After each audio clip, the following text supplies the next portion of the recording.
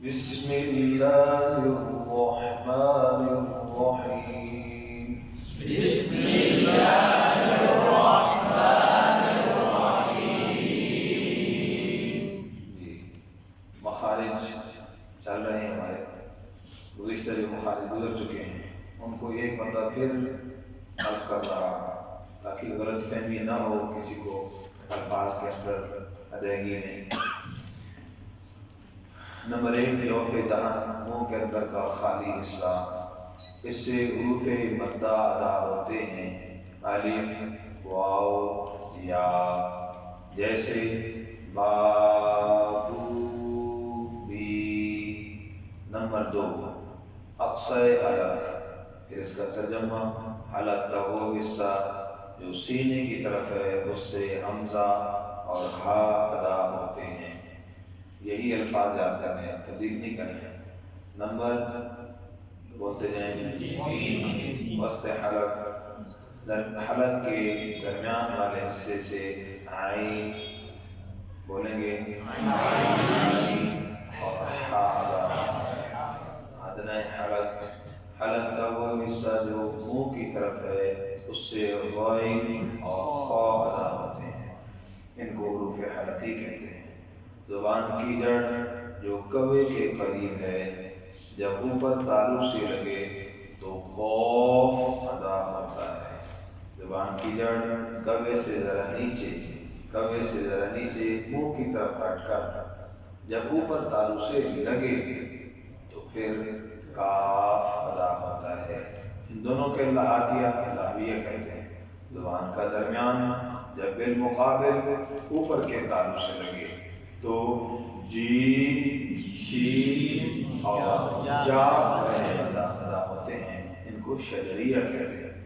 زبان کی کروٹ یعنی حافہ ایسا، زبان کی کروٹ جب اوپر کی داڑھوں کی جڑ سے لگے تو اس سے مود ادا ہوتا ہے، اس کو حافیہ کہتے ہیں۔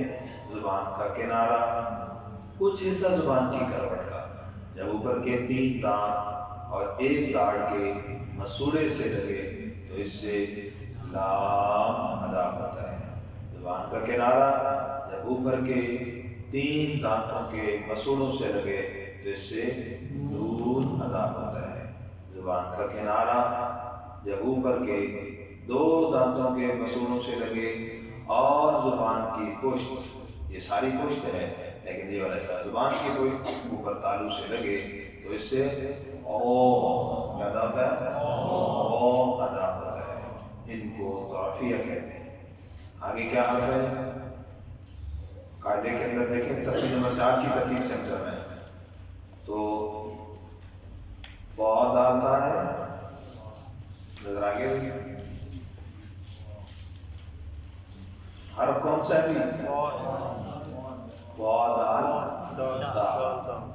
دیکھیے مخرج اس کا نمبر کیا ہے بھائی؟ مخرج کا 12۔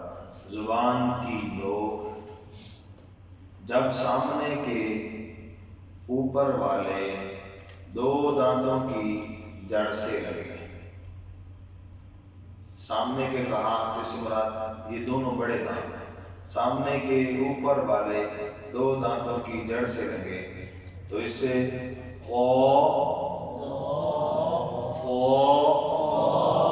دال تا ادا ہوتے ہیں، ان کو نتیہ کہتے ہیں۔ آگے جی کون سا حرف ہے؟ صاد جی۔ زبان کی نوک، دیکھیے گا ذرا توجہ سے، زبان کی نوک جب سامنے کے اوپر اور نیچے والے، یہ ہم نے اوپر والے بنا لیے، اس کو ہم نے تصور کر لیا نیچے، ٹھیک ہے۔ زبان کی نوک جب سامنے کے اوپر اور نیچے والے دونوں دانتوں کے درمیان میں آئے تو صاد، سین، زا ادا ہوتے ہیں۔ تو یہ دونوں دانت بند ہوتے ہیں اسے اوپر اور نیچے۔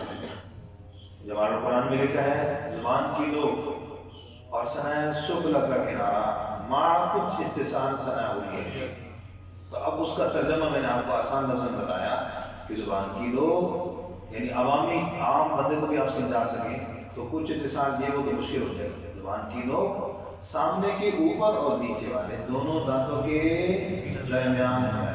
تو درمیان میں ایسے آیا اندر سے یوں لگے بھی نہیں اور اس طرح درمیان میں نہیں ایسے نہ کوئی زبان کو چکی کاٹ لیا پھر درمیان میں آئے یوں نہیں کرنا. دانت بند اور اندر سے یوں درمیان میں آئے. ٹھیک ہو گیا؟ ان کو کیا کہتے ہیں؟ صفیریہ. اس کے بعد کیا ہے جی؟ وہ زبان کی لوگ. زبان کی لوگ جب سامنے کے اوپر والے دو دانتوں کے سرے سے لگے. کہاں لگے بھائی؟ دو دانتوں سے. اب تحقیقی طور پر جو بڑی کتابوں میں بات لکھی ہے وہ یہ ہے کہ دو دانتوں کا جو سرا اور کنارہ یا نوک بتائی گئی وہ اندر کے کنارے ہیں. کون سے؟ اندر کے کنارے. یعنی وہ اندر کے کنارے. ٹھیک ہے. لیکن اب چونکہ عموماً اس میں غلطی ہو جاتی ہے اندر کی طرف جب زبان لگتی ہے تو اس وقت تا کی بجائے سین کی آواز آ جاتی ہے. تو اس لیے اساتذہ اس پر مشق کرواتے ہوئے بچوں کو کہتے ہیں بیٹا زبان باہر نکالنا. تو اصل جو عمدہ دہلی میں زبان باہر نکالنا نہیں ہے لیکن عموماً بچے کو اسی طریقے سے ادا کرواتے ہیں کہ بیٹا زبان نکال کے تاکہ زبان نظر آئے. زبان اگر اندر رہے گی تو سین کی آواز اس کے اندر آ جائے گی تاکہ. ٹھیک ہے جی. زبان کے لوگ سامنے کے اوپر والے دو دانتوں کے سرے سے دو دانتوں کے سرے سے نوک سے لگے تو کیا ادا ہوگا؟ وہ بولیں گے موٹا وہ لال تا ادا ہوتے ہیں. ان کو کیا کہتے ہیں؟ لطویہ. نرم حروف بھی کہے جاتے ہیں. جی آگے کیا ہے بھائی؟ فا. جب سامنے کے اوپر والے دو دانت نیچے والے ہونٹ کے درمیان میں لگے. جب سامنے کے اوپر والے دو دانت نیچے والے ہونٹ کے درمیان میں لگے تو فا کیا ادا ہوتا ہے؟ فا ادا ہوتا ہے. کیا ادا ہوتا ہے جی؟ فا ادا ہوتا ہے. سمجھ آ گئی بات؟ کیا ادا ہوتا ہے بھائی؟ فا. آگے جی مخرج نمبر 16. مخرج نمبر 16 کیا ہے بھائی؟ اس میں مخرج نمبر 16 کے اندر 3 حرفوں کو 3 درجوں میں علیحدہ علیحدہ تقسیم کیا گیا ہے. ٹھیک ہے. کیسے ہے؟ نمبر 1 اب ہم لگائیں گے اس مخرج نمبر 16 کے اندر. پھر نمبر 1 ہونٹوں کو ناتمام گول کرنے سے واو ادا ہوتا ہے. کیا ادا ہوتا ہے بیٹا؟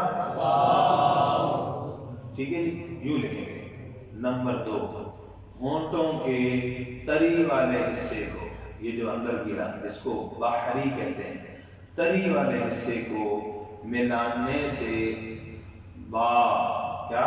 با ادا ہوتا ہے. تو اب دیکھیے با جو ہے اس کا مخرج کیا ہے؟ ایسے بیٹھے ہیں آرام سے. با با یہ اس کا مخرج ہے. اس میں ایسا نہیں کرنا با با یوں نہیں کرنا. بالکل زور نہیں کرنا. سمجھ آ گیا؟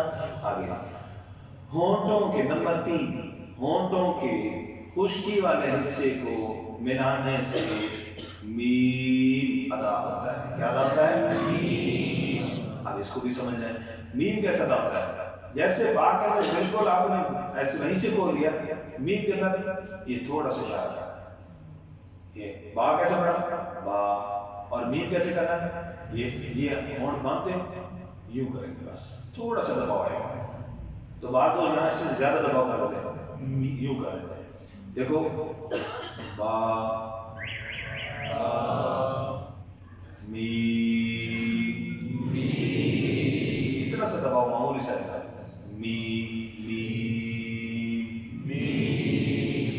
ٹھیک ہے. اگر جس پر شرط بھی کیوں نہ ایسے نہیں ہوگا. ایسے نہیں ہوگا. ہونٹوں کو کھانا ہے. سمجھ گئے؟